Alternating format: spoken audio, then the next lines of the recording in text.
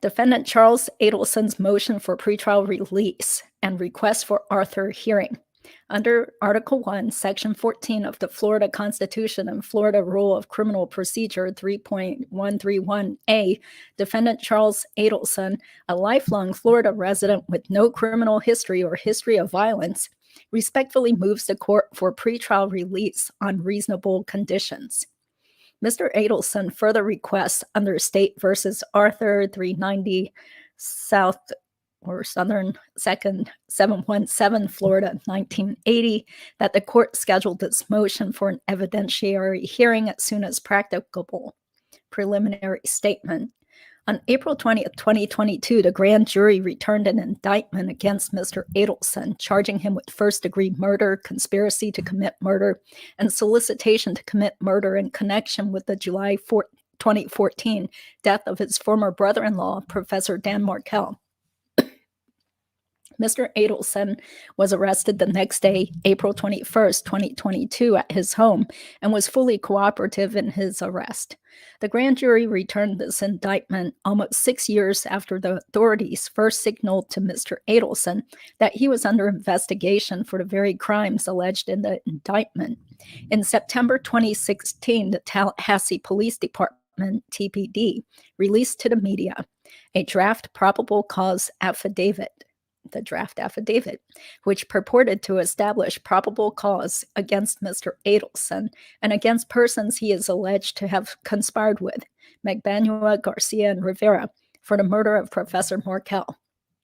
The 24-page draft affidavit cataloged the circumstances that investigators believed evidenced Mr. Adelson's involvement and guilt, from the flurry of communications between Mr. Adelson and Magbanua, and then among Magbanua, Garcia, and Rivera, both shortly before and shortly after Professor Markel's death, to the contents of intercepted phone calls and other intercepted conversations precipitated by an undercover agent's bump of Mr. Adelson's mother in April 2016, to evidence suggesting that Magbanua, Garcia, and Rivera received financial compensation for orchestrating Professor Markel's murder.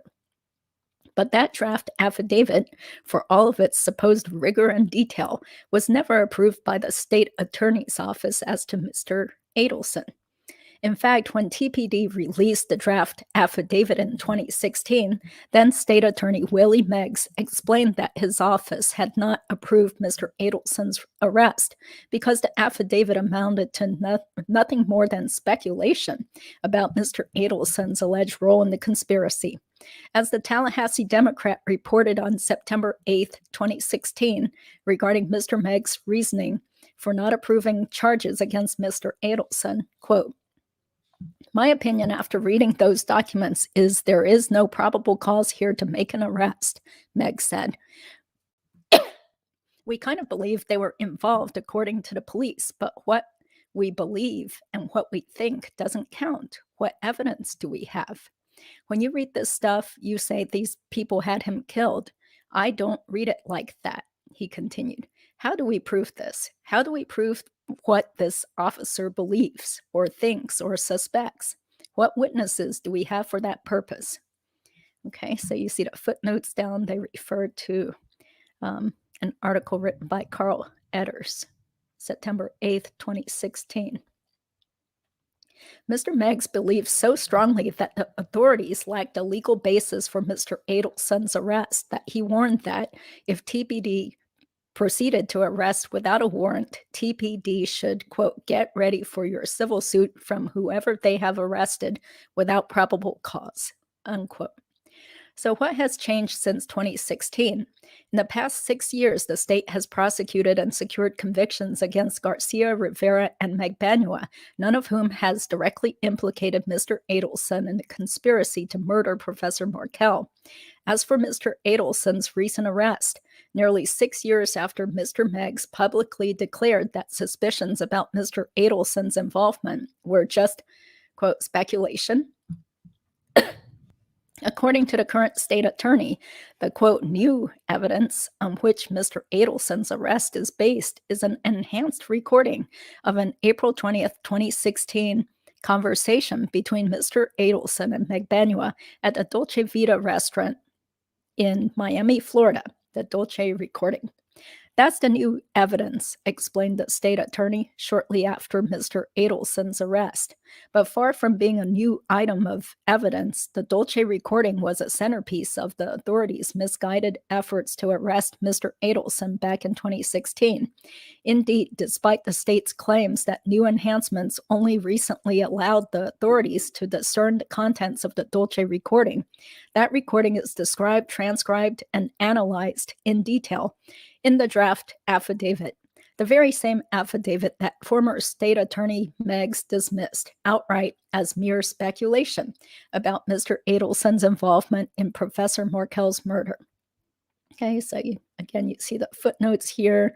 They're quoting another article written by Carl Edders from 2016, article written by Grace Pateras and Carl Edders, also in the Tallahassee Democrat.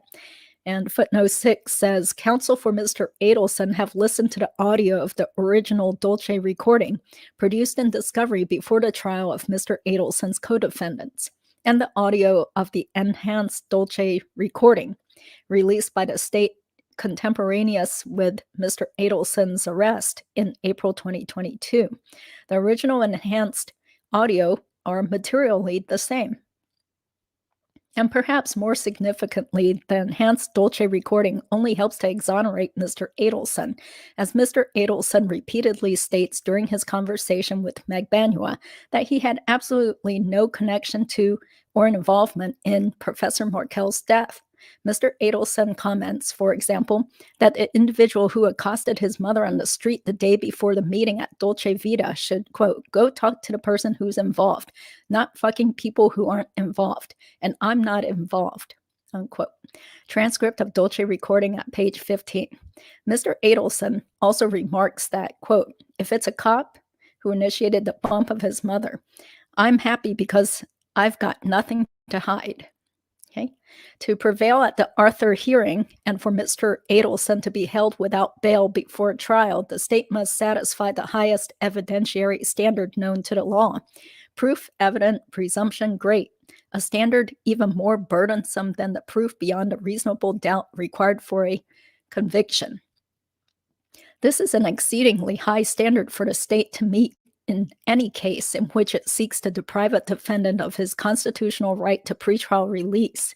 But when, as here, the state's case is based exclusively on circumstantial evidence, a special rule applies. The state has the additional burden of excluding every other hypothesis, except that of guilt.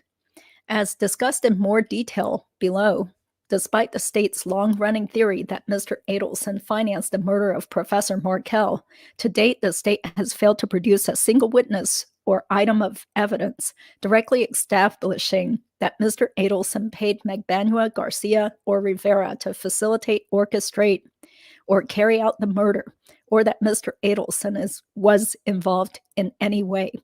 The Dolce recording is emblematic of the state's inability to meet its burden here, as the recording on its face suggests an alternative theory.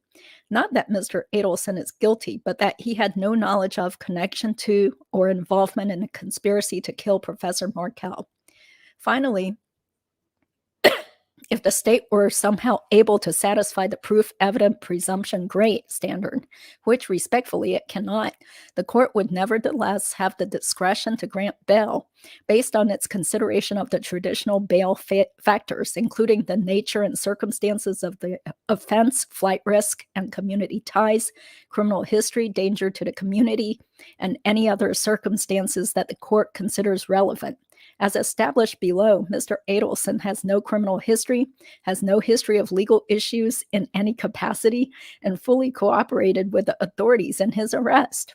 Additionally, since 2016, when the authorities made clear to Mr. Adelson that he was a suspect in this case, Mr. Adelson has traveled extensively, including internationally, and has always returned. Lastly, some form of pretrial release is essential to vindicate Mr. Adelson's constitutional right to participate in his own defense, especially given the enormous volume of discovery in this case. Mr. Adelson's inability to efficiently review the discovery materials at the Leon County Detention Facility and the other logistical challenges that his detention would pose for the preparation of this complex case. In short, although the charges against him are serious, Mr. Adelson is not a flight risk. He is not a danger to the community, and to assuage any concerns related to his pretrial release, he is willing to agree to home confinement with monitoring. The legal standard for pretrial release in this case. Under Article 1, Section 14 of the Florida Constitution and Rule 3.131a, a defendant in a capital or life imprisonment case is entitled to pretrial release as a matter of right, unless the proof of guilt is evident or the presumption is great. State versus Arthur 390 Southern 2nd 717-718, Florida, 1980. Under this provision of the Constitution, if the proof is evident or the presumption great that a person accused of a capital offense or an offense punishable by life imprisonment is guilty of the offense charged, then the accused is not entitled to release on reasonable bail as a matter of right. All other classes of accused persons are entitled to release on reasonable bail until adjudged guilty. Emphasis added. At an Arthur hearing, the state has the burden of showing, through sufficient evidence other than the indictment, that the proof of guilt is evident or the presumption is great. The Florida Supreme Court has long held that the proof evident, presumption great standard is even more stringent than the standard of proof beyond a reasonable doubt, the standard for a conviction. Okay. And they cite another case explaining that the degree of proof sufficient to deny bail under the proof evident, presumption great standard is actually a greater degree of proof than that which is required to establish guilt merely to the exclusion of a reasonable doubt. Okay. So more case citations. In operation under the proof evident, presumption great standard, the state's evidence of guilt must be unassailable. The defendant's guilt must be manifest, plain, clear, obvious, conclusive, or beyond question of doubt. Okay, another case citation. Thus, as the court stated in Perry, the proof evident, presumption great standard means that where the state's evidence, although not insufficient to convict for a capital or life offense, is arguably impeached in substantial respects by other evidence or is rendered doubtful by substantial contradictions and discrepancies in the state's case, the proof is not stronger than beyond a reasonable doubt, and accordingly the accused is entitled to pretrial bail as a matter of right for such offense. State versus Perry. Finally, even if the state prevails in showing that proof of the defendant's guilt is evident or that the presumption of the defendant's guilt is great, a trial court may nevertheless exercise its discretion to grant the defendant bail. Arthur. Quoting from there, when the proof is evident or the presumption great that the accused committed a capital or life imprisonment offense, the accused may still come forward with a showing addressed to the court's discretion to grant or deny bail. On this issue, the burden is on the accused to demonstrate that release on bail is appropriate. Okay, case citation. Explaining that if the state meets its burden, the circuit court may exercise discretion to grant pretrial release if the defendant can prove that conditions of release can effectively protect the public from the risk of physical harm, assure his presence at trial, and assure the integrity of the judicial process. As shown below, the state cannot satisfy the proof evident, presumption great standard to deprive Mr. Adelson of his constitutional entitlement to pretrial release as a matter of right, and in any event, the court should exercise its discretion to grant Mr. Adelson bail. The state cannot satisfy the proof evident, presumption great standard. The state's purely circumstantial evidence is insufficient to deprive Mr. Adelson of his constitutional right to pretrial release as a matter of well-settled Florida law. Throughout more than 6 years of investigation and multiple trials of Mr. Adelson's purported co-conspirators, the state has theorized that Mr. Adelson financed the murder of Professor Markel. Yet after all this time, the state has failed to produce a single witness or even a single item of evidence directly establishing that Mr. Adelson paid Magbanua, Garcia, or Rivera to facilitate, orchestrate, or carry out the murder, or directly establishing that Mr. Adelson was involved in any capacity in the murder.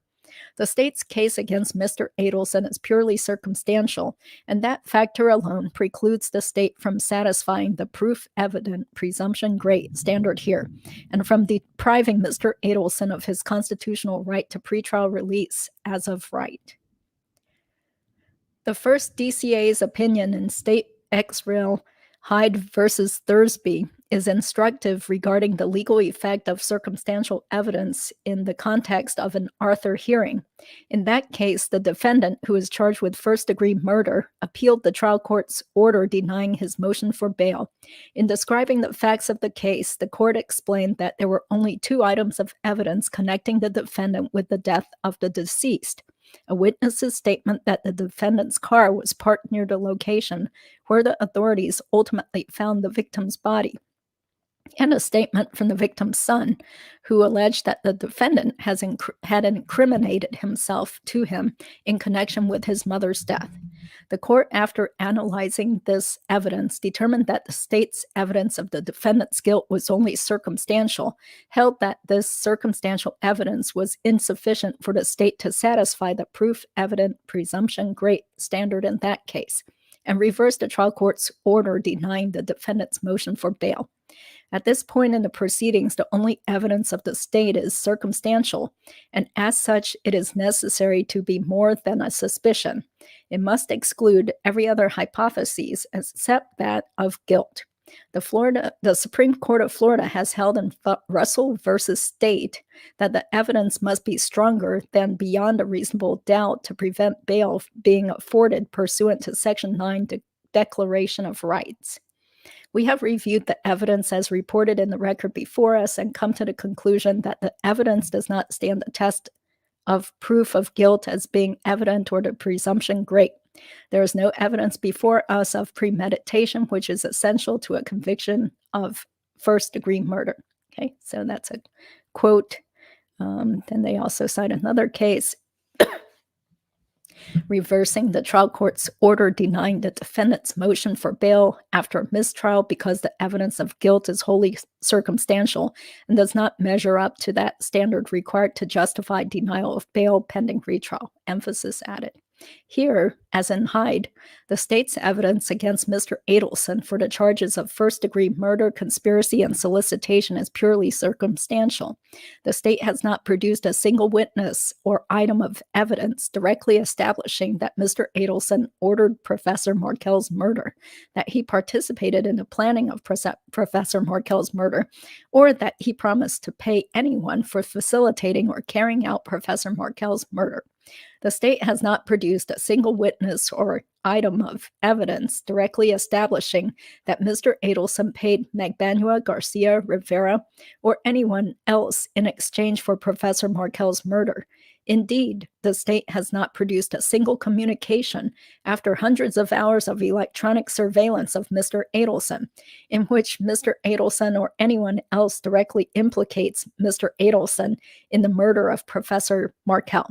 And that is because no such witnesses or evidence exist. With the exclusively circumstantial evidence that the state could present at the Arthur hearing, the state simply cannot meet its obligation of excluding every other hypothesis except that of guilt. For first-degree murder, conspiracy, and solicitation, the state's burden when, as here, a prosecution is based solely on circumstantial evidence. Okay, citing some cases, explaining that generally for the state to satisfy the proof evident presumption great standard, the defendant's guilt must be manifest, plain, clear, obvious, conclusive, or beyond question of doubt. Internal quotation marks omitted. This factor, the dearth of any direct evidence against Mr. Adelson, is the key factor that distinguishes Mr. Adelson from his co-defendants, including Magbanua, whom the court declined to give bail. In addition to the existence of a romantic relationship between Magbanua and Garcia, the now convicted shooter, at the time of Professor Markel's death in October 2016, Rivera implicated Magbanua in the conspiracy and told the state that Magbanua had helped coordinate Professor Markel's murder, including payment for the murder, information that led directly to Magbanua's arrest just one day later. But as Against Mr. Adelson, no one, neither his co-defendants nor any other witness, has provided any information directly linking him to the conspiracy. Mr. Adelson is thus in a unique position, factually and legally, for the purposes of his request for pretrial release. Finally, the Dolce recording, which former State Attorney Meggs dismissed in 2016 as speculation about Mr. Adelson's involvement in the murder, is emblematic of the state's inability to meet its burden at the Arthur hearing. The state contends that the enhanced Dolce recording demonstrates Mr. Adelson's guilt, but the recording, on its face, is equally consistent with an alternative theory that Mr. Adelson was not involved in and did not know about the murder plot, as Mr. Adelson repeatedly states throughout the Dolce recording itself. Because the state, through the Dolce recording, or through any other indirect evidence that it could possibly present against Mr. Adelson, simply cannot eliminate every other hypothesis except that of guilt, and establish Mr. Adelson's guilt beyond question of doubt, the state cannot meet the proof evident presumption great standard. Okay, citations. Mr. Adelson is thus entitled to pretrial release as a matter of right. Alternatively, the court should exercise its discretion to grant Mr. Adelson bail on reasonable conditions. So I'll go down here and read that footnote number 7, which I think is very interesting. It says, upon information and belief, shortly before Magbanua's retrial in May 2022, the state may have offered to consent to Magbanua's pretrial release on a bond if Magbanua agreed to delay her retrial so that the state could try Magbanua and Mr. Adelson jointly. Also, upon information and belief, before Magbanua's retrial, the state offered to provide Magbanua with immunity for the charges against her if Magbanua agreed to cooperate with the state and to testify against Mr. Adelson. Magbanua rejected the immunity offer and was convicted at her retrial. Okay, so that was the footnote. Okay, so let's get back up to the text here. The court has the discretion to grant Mr. Adelson bail.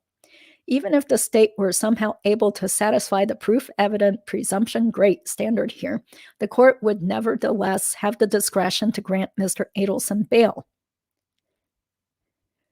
Arthur. Okay, so they're citing back to that Arthur case. In this situation, Mr. Adelson may obtain bail on reasonable conditions if he can prove that conditions of release can effectively protect the public from the risk of physical harm, assure his presence at trial, and assure the integrity of the judicial process.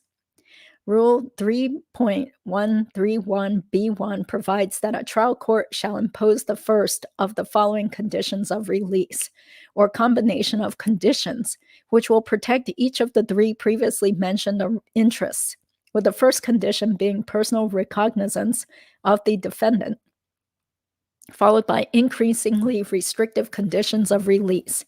And Rule 3.131b3 in turn provides that in determining whether to release the defendant on bail or other conditions and what that bail or those conditions may be, a trial court may consider the following non-exhaustive factors: the nature and circumstances of the offense charged and the penalty provided by law, the weight of the evidence against the defendant's family ties, length of residence in the community, employment history, financial resources, need for substance abuse evaluation and or treatment, and mental condition, the defendant's past and present conduct, including any record of convictions, previous flight to avoid prosecution, or failure to appeal at court proceedings, the nature and probability of danger that the defendant's release poses to the community, the source of funds used to post bail, whether the defendant is already on release pending resolution of another criminal proceeding,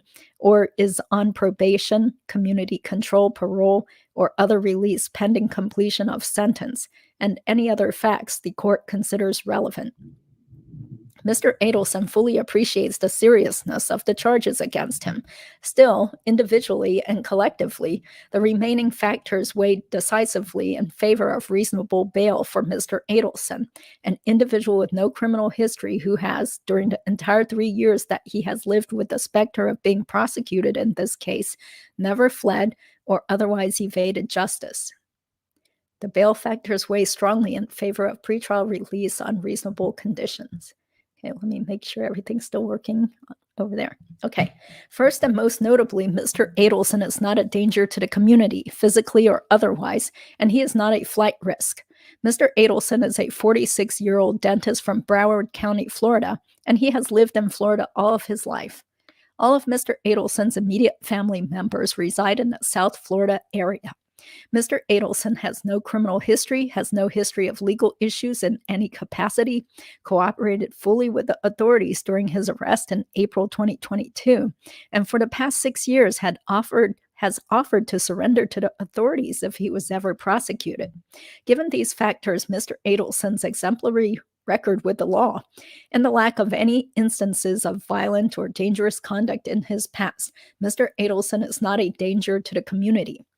Mr. Adelson likewise is not a flight risk. Since the fall of 2016, when Mr. Adelson learned that he was a suspect in this case, and after the arrests of his co-defendants, he has traveled extensively, including to Croatia, Slovenia, Spain, the Philippines, Colombia, the Philippines again, Thailand, South Korea, Costa Rica, Mexico, and Saint Martin. Each of these countries, except for Thailand and South Korea, has abolished the death penalty outright. And crucially, the extradition treaty between the United States and almost every one of these abolitionist countries contains an article providing that if the offense of extradition is death eligible in the requesting state but not in the requested state, the requested state has the authority to refuse extradition unless the requesting state gives specific assurances.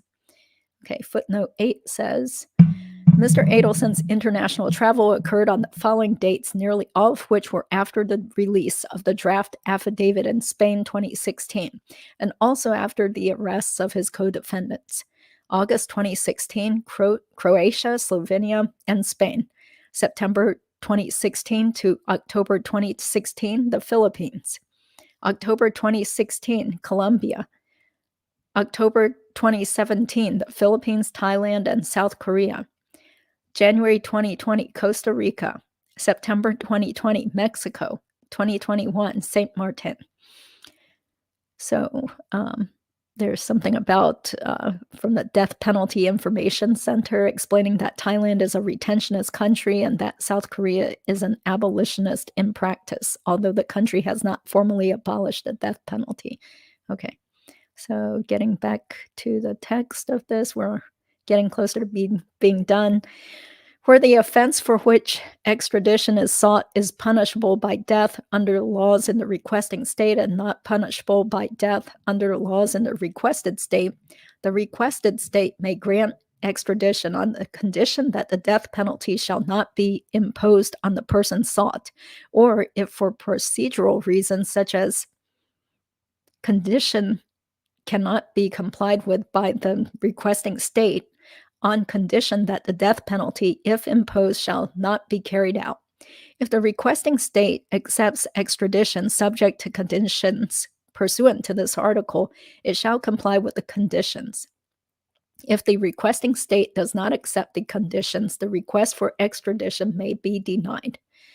Okay, so they're citing to an agreement on extradition between the United States of America and the European Union, Article 13, June 25th, 2003. Emphasis added. Okay, we'll just skip through the citations here. Okay. So, quoting all these different extradition treaties. Thus, in this death-eligible case, Mr. Adelson had ample opportunities, to flee to abolitionist countries that very well may have declined to extradite him to the United States. Yet Mr. Adelson always returned to Florida, in part because of the very real possibility of having to face prosecution in this matter, a possibility that materialized as early as September 2016, as discussed above. Mr. Adelson, in short, had multiple chances to flee to countries whose governments, norms, and practices may have precluded or significantly impeded extradition, and he correctly chose to return. Mr. Adelson is simply not a flight risk. Additionally, Even if the court had some concerns about danger or flight risk, appropriate conditions like home confinement with monitoring would assuage any such concerns. These factors in sum weigh strongly in favor of reasonable bail, even in this serious case. Okay, case citation to Reeves, explaining and remanding for further proceedings that the defendant presented exceptionally strong evidence in support of his request for pretrial release in a second-degree murder case.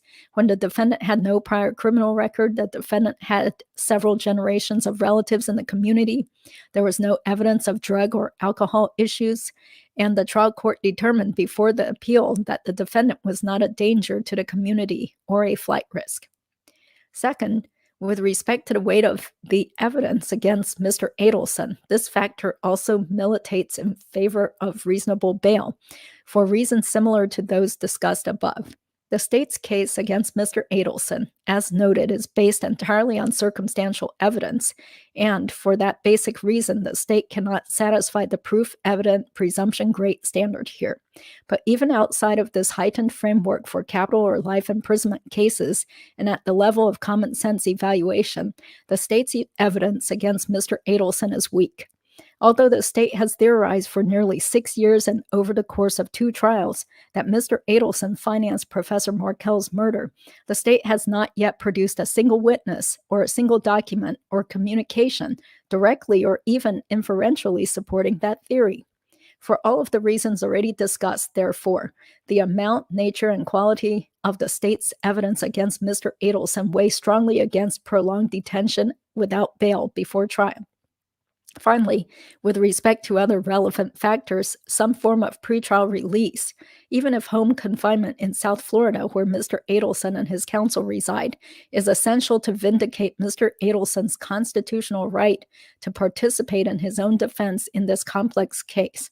This matter, as noted above, will involve an enormous volume of discovery, including hundreds of hours of intercepted phone calls, over 70 deposition transcripts, the transcript of the first trial, 3,428 pages, and the transcript of Magbanua's retrial, which will likely be similar in length to the transcript of the first trial. See, for example, state's answer to demand for discovery and demand for notice of alibi filed June 17, 2022, disclosing across 16 pages hundreds of witnesses and items of evidence. Mr. Adelson's continued detention would, as a practical matter, make it impossible for him to efficiently analyze this mountain of discovery, to participate in his own investigation of the case, to readily communicate with and guide his attorneys, and to otherwise prepare his defense to the state's serious charges. This is because, among other key reasons, the Leon County Detention Facility currently prohibits inmates from receiving legal materials in paper format and instead requires attorneys to mail legal materials for upload into the jail's legal portal for electronic delivery to an inmate. In this discovery-intensive case, in which it is critical for Mr. Adelson to have the ability to access, analyze, and organize the voluminous materials, this cumbersome process would result in significant delays and logistical challenges, and thus would severely prejudice Mr. Adelson's constitutional right to participate in his own defense. Significantly, courts have held that these justifications, including the need for a defendant to actively participate in his defense, weigh in favor of pretrial release on appropriate conditions instead of pretrial detention. Okay, case citation. For this additional reason of constitutional concern, Mr. Adelson asks that the court order the functional equivalent of pretrial detention, home confinement with monitoring and other appropriate conditions. Conclusion and request for evidentiary hearing. For the above reasons, Mr. Adelson respectfully requests that the court order an evidentiary hearing under Arthur as soon as practicable, that the court grant this motion for pretrial release, and that the court order, pending Mr. Adelson's trial, home confinement with monitoring and with whatever other conditions that the court considers appropriate. Dated July 28, 2022, Marcus Neiman, Rashbaum and Pinero LLP in Miami, okay, by Daniel Rashbaum, Esquire. Okay, so there we go. That was the motion filed by Charlie Adelson's attorney, and there should be a hearing on this within the next 60 days. So thank you all. Yeah, nice to see that people